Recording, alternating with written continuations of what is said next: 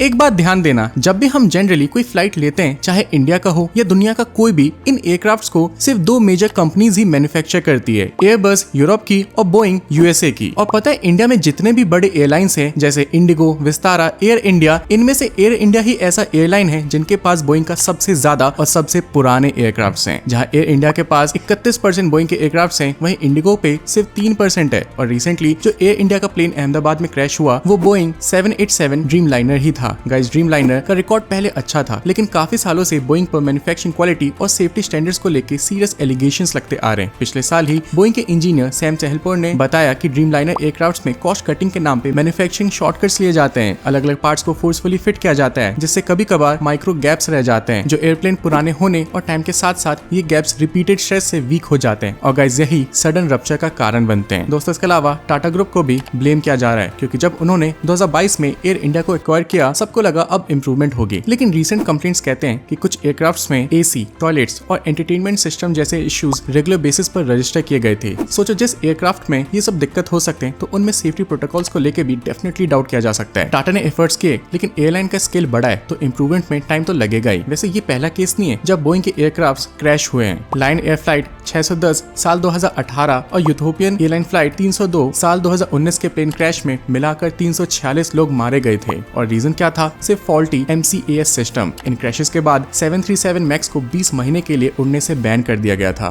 लेकिन अब सवाल आता है कि इस अहमदाबाद वाले प्लेन क्रैश में गलती किसकी थी? बोइंग जैसे एयरक्राफ्ट मैन्युफैक्चरिंग कंपनीज की जिनके प्लेन क्रैश हुए, या फिर एयर इंडिया जैसे एयरलाइंस की जिन्होंने टाइमली मेंटेनेंस नहीं की और फॉल्टी इक्विपमेंट को रेगुलरली सर्विस नहीं दिया? ये आप मुझे कमेंट्स में बताना।